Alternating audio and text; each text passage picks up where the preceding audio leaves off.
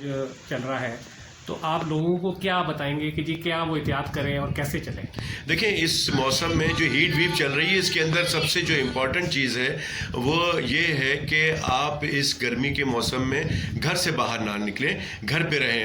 اگر آپ کو پھر بھی مجبوری ہے، جانا ہے، دفتر ہے، مزدوری ہے، بازار ہے، بہت سی چیزیں ہیں، لوگوں کے بزنس ہیں، تو اگر آپ جاتے ہیں تو پھر آپ جو ہے اس کو احتیاطی تدابیر اپنائیں۔ مثال کے طور پہ آپ کوئی چھتری لے لیں، اگر آپ نے سن لائٹ کو فیس کرنا ہے، آپ سر پہ کیپ رکھ لیں۔ آپ اگر مزدوری کر رہے ہیں تو آپ گیلا کپڑا سر پہ ڈال لیں تاکہ آپ کو ڈائریکٹ سن لائٹ آپ کے اوپر نہ نکلے۔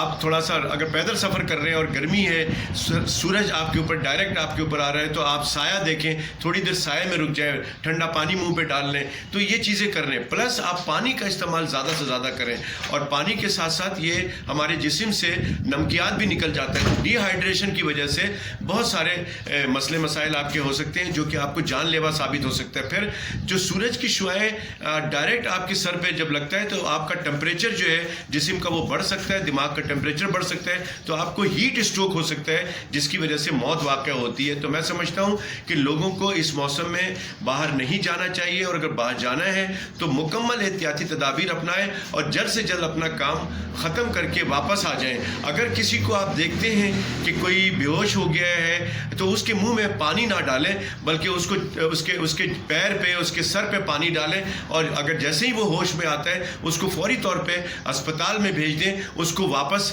روڈ پہ چلنے کے لیے نہ کہیں، کیونکہ ایسا ہوا بھی ہے کہ لوگ کھڑے ہو گئے اور انہوں نے کہا ہے کہ جی میں بالکل ٹھیک ہوں، اور چلنا شروع ہوئے اور 10 قدم چلنے کے بعد وہ گرے ہیں اور انتقال کر گئے۔ تو ایسی حالت میں احتیاط ہی علاج سے بہتر ہے۔ میں سمجھتا ہوں کہ اس موسم کو آپ گزار دیں احتیاط کے ساتھ، اور احتیاط کریں گے تو آپ اس موسم سے بچ جائیں گے، اس کے خطرات سے بچ جائیں گے۔